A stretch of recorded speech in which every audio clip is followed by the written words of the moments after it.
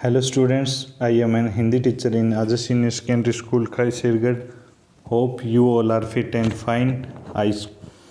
Welcome you all to join online classes. I hope see you soon in classes. Stay home, stay safe. Today will be discuss about Hindi व्याकरण। हिंदी व्याकरण में हम पढ़ रहे थे संधि के बारे में। संधि के अंदर हमने पिछली जो वीडियो थी उसमें हमने क्या क्या पढ़ा था। स्वर संधि और व्यंजन संधि हो गई थी। आज हमारा जो नया टॉपिक है विसर्ग संधि, संधि का तीसरा भेद, उसके बारे में हम अध्ययन करेंगे। तो विसर्ग संधि क्या होती है? विसर्ग के साथ स्वर या व्यंजन के मेल पर विसर्ग संधि होती है। विसर्ग आएगा उसके साथ में या तो स्वर जुड़ेगा या व्यंजन जुड़ेगा, तो उससे उनकी जो संधि होगी वो क्या कहलाती है? विसर्ग संधि। तो क्या होता है इसमें? हम विसर्ग में परिवर्तन होता है।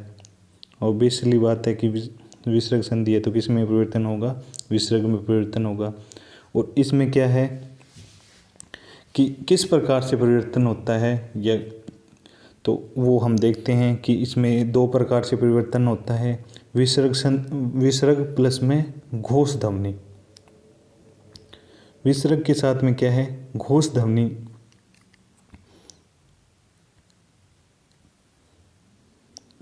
विसर्ग के साथ में घोष ध्वनि जुड़ती है तो क्या है? विसर्ग क्या है? ओ में परिवर्तित हो जाएगा या रै में, या विसर्ग हट जाएगा। तो ये परिवर्तन होंगे विसर्ग प्लस घोष ध्वनि होगी तब। ये ओ रै और विसर्ग हट जाएगा, ये कब होगा, कैसे होगा, ये हम आगे विस्तृत रूप से इसके बारे में चर्चा करेंगे। इसी प्रकार से जो एक रूप और है उसमें क्या है? विसर्ग प्लस में अघोष ध्वनि।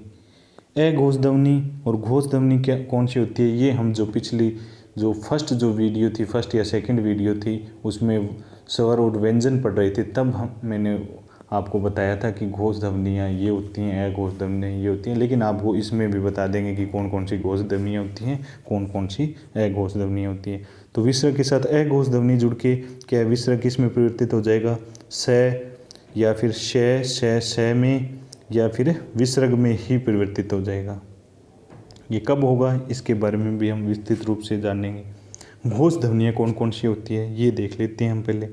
घोष ध्वनि या वर्ण, स्वर प्लस में घोष व्यंजन। स्वर आगे सारे के सारे स्वर जो हैं वो क्या होते हैं?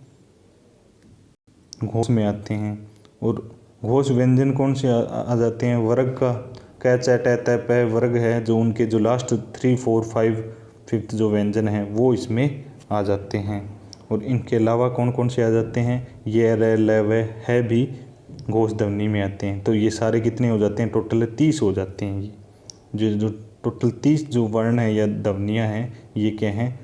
घोष ध्वनियाँ। घोष ध्वनि नाद या घोष का अर्थ ही क्या होता है? नाद या गूंज वाली जो ध्वनियाँ होती हैं। अघोष ध्वनि, अघोष ध्वनि में कौन कौन से आ जाते हैं वो देख लेते हैं।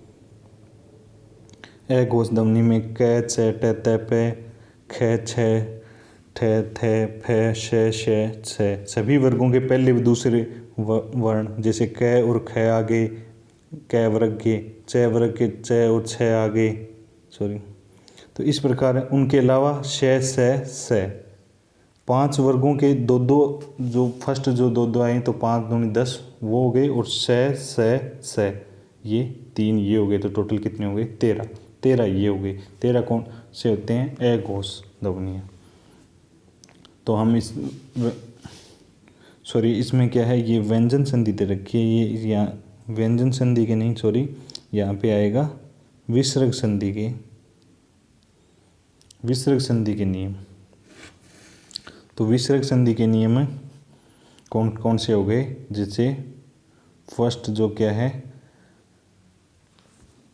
विसर्ग प्लस में घोष, जो हमने ये जो पढ़ा था वो किस में परिवर्तित? विसर्ग ओ रै और विसर्ग हट जाएगा, तो ये परिवर्तन होंगे। तो ये कब होंगे ये देख लेते हैं। जैसे ए या आ में से कोई आई आगे, साथ में उनके साथ में विसर्ग जुड़ के आए, तो प्लस में ए को छोड़ के कोई भी स्वर हो, ए को छोड़ के कोई भी स्वर हो तो विसर्ग क्या है?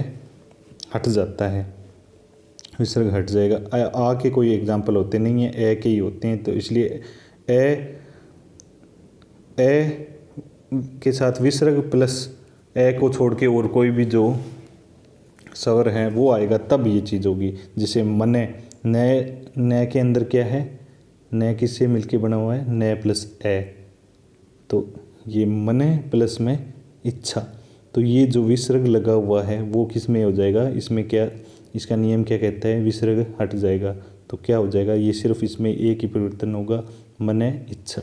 इसी प्रकार अतः प्लस में एव, एव है वो ए का, ए तो है नहीं, ए को छोड़ के जो स्वर है वो है। इसी प्रकार ई था, तो अतः प्लस एव से अतः एव हो जाएगा। इसी प्रकार यश, यश प्लस में ऐसना से यश ऐसना हो जाएगा। तपह प्लस में आश्रम से तप आश्रम हो जाएगा। तो ये इसके एग्जाम्पल हो गए। तो ये इसका क्या है, एक नियम हो गया। दूसरे देखते हैं हम, जैसे क्या है कि ये आ जाए ए के साथ स्वर, ए के साथ विसर्ग प्लस में ए यदि जुड़ा हुआ हो जाए तो इसमें क्या परिवर्तन होता है। जैसे यहाँ तो क्या है, ए को छोड़ के कोई भी आ रहा था, इसमें क्या ए के साथ विसर्ग प्लस ए ही आ जाए तो क्या होगा, क्या परिवर्तन होगा। तो ए तो क्या है, ये जो ए के साथ विसर्ग लगा हुआ है वो तो किस में परिवर्तित हो जाएगा, ओ में, और जो आगे वाला जो ए है वो क्या है, हट जाएगा। ए क्या है, हट जाएगा। तो एग्जाम्पल से हम समझने की कोशिश करते हैं। मने, जैसे ये ए है, नए के अंदर ए है, उसके साथ में ये विसर्ग लगा हुआ है, प्लस में अनुसार के अंदर ए आया है, तो ये क्या हो गया, इसमें क्या परिवर्तन हो जाएगा, ये ए है वो ओ में, ए के साथ विसर्ग किस में परिवर्तित हो जाएगा, ए के साथ विसर्ग किस में हो जाएगा, ओ में परिवर्तित हो जाएगा, और ये ए है वो क्या है, हट जाएगा। तो इससे क्या बन गया, मनोनुसार, मनोनुसार, मने प्लस में अनुसार से मनोनुसार। एक एग्जाम्पल इसका, प्रथम प्लस में अध्याय, ये मैं के साथ भी ए लगा हुआ है और आगे ए जुड़ रहा है, तो ये क्या हो गया, प्रथमोध्याय, ए हट जाएगा, ये इसकी जगह ओ हो जाएगा। ओ यहाँ पे क्या है, मात्रा के रूप में आएगा, क्योंकि ओ क्या है, व्यंजन के साथ है, मात्रा के रूप में जितने भी स्वर होते हैं वो व्यंजन के साथ मात्रा के रूप में आते हैं।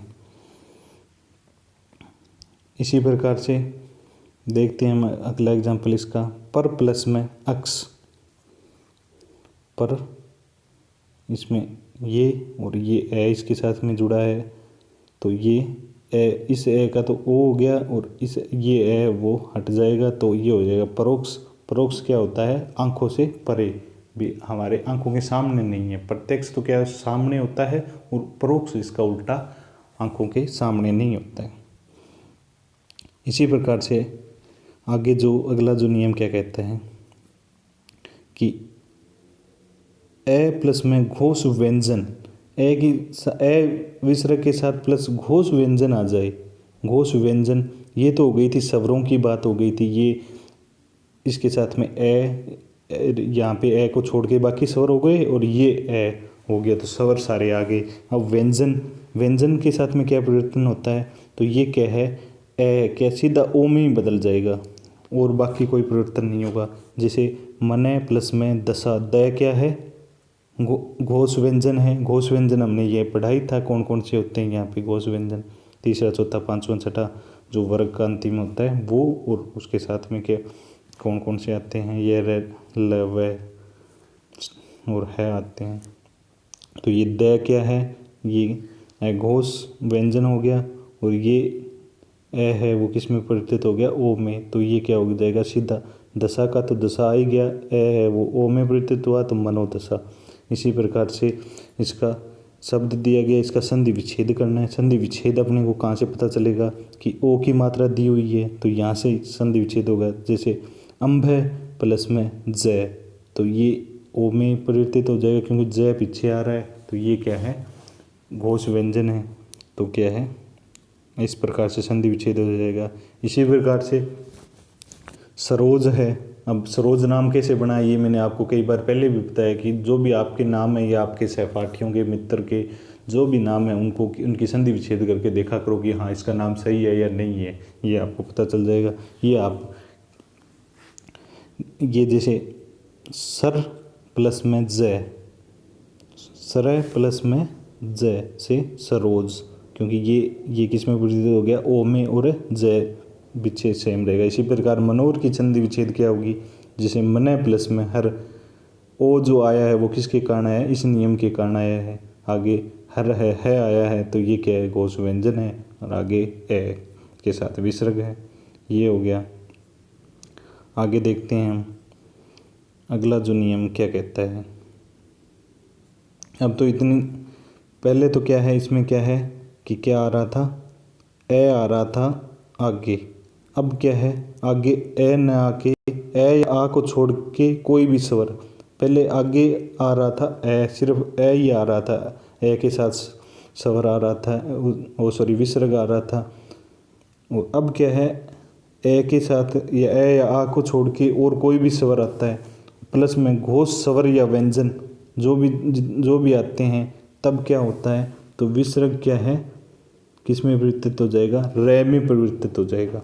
जैसे इनके अलावा छोड़ के कौन कौन से, ई, बड़ी ई, ऊ, बड़ा ऊ, री, ए, ओ, औ, तो ये स्वर होते हैं। लेकिन इनके क्या है, बाकियों के एग्जाम्पल मिलते ही नहीं है, सिर्फ इनके पढ़ने हैं अपने को। ई या ऊ के एग्जाम्पल आएंगे, तो ई या ऊ प्लस में घोष वर्ण, घोष में स्वर या व्यंजन कोई भी, घोष स्वर या घोष व्यंजन कोई सा भी आ सकता है, तो ये किस में परिवर्तित हो जाएगा, रै में। यही बात हमने दिखाई है, ये सिर्फ इनके एग्जाम्पल होते हैं, इसलिए इनको सीधा भी बोल सकते हो आप कि ई या ऊ प्लस घोष वर्ण है वो आए, तब क्या है कि विसर्ग क्या है, रै में बदल जाएगा, ये भी बोल सकते हो आप। तो इसके एग्जाम्पल देख लेते हैं, रै में कैसे परिवर्तित होता है। जैसे ज्योति, ज्योति प्लस में, तो ये जो ई आई है तय के साथ में छोटी ई, तो वो ई किस में, ई के साथ विसर्ग आया है, तो ये किस में बदल जाएगा, रै में। इस ई की जगह क्या आ जाएगा, ई और विसर्ग की जगह क्या आ जाएगा, रै, अदर रै। तो और मैं क्या है, वैसे का वैसे रहेगा, ज्योति, ज्योतिर्मय, तो इसकी जगह क्या आ गया, विसर्ग किस में बदल गया, रै में। विसर्ग का परिवर्तन हो रहा है। एग्जाम्पल इसके साथ मिलेंगे आपको, सिर्फ क्या है, विसर्ग क्या है वो सिर्फ रै में बदल रहा है, ये आपको ध्यान रखना है। तो इसमें क्या है, बही प्लस में मुखी, तो क्या हो गया, विसर्ग क्या है, रै में बदल जाएगा, तो बही और मुखी तो सेम रहेगा, बहिर, रै क्या है, ये देखो ऊपर जो रै आ रहा है वो रै लग जाएगा। इस प्रकार ये हो जाएगा बहिर्मुखी। इसी प्रकार चतुर्भुज जो बना हुआ है वो कैसे बना हुआ है, चतु प्लस में भुज, तो जो ये विसर्ग है वो रै में बदल जाता है, चतुर्भुज, क्योंकि विसर्ग ये ई ऊ के साथ में क्या है, घोष वर्ग, घोष भय क्या है, घोष वर्ण है। इसी प्रकार दू के साथ विसर्ग प्लस में गुण, तो ये हो जाएगा दुर्गुण, ये विसर्ग रै में बदल गया। इसी प्रकार से अगला जो एक नियम और रह गया वो देख लेते हैं, हर्षव मात्रा, मतलब छोटी मात्रा या स्वर आ जाए, स्वर के साथ में विसर्ग प्लस में रै आ जाए, रै के साथ अलग से है इसका, तो वो किस में बदल जाता है, दीर्घ मात्रा में बदल जाता है, बड़ी मात्रा में बदल जाता है। जैसे नी प्लस में रस है, तो नी क्या है, नी जो हर्षव मात्रा है और वो क्या है, प्लस में रस है, रै आया है, तो ये क्या हो गया, नी के जो बड़ी ई की मात्रा लग गई, नीरस हो गया। इसी प्रकार दू प्लस में रम्य, दुरम्य हो गया, नी प्लस में रोग, निरोग हो गया, नी प्लस में रुज से निरुज हो गया। तो स्टूडेंट्स आज के लिए इतना ही, अगला जो पार्ट है वो अगली क्लास में पढ़ेंगे। Thank you, have a nice day, जय हिंद, जय भारत।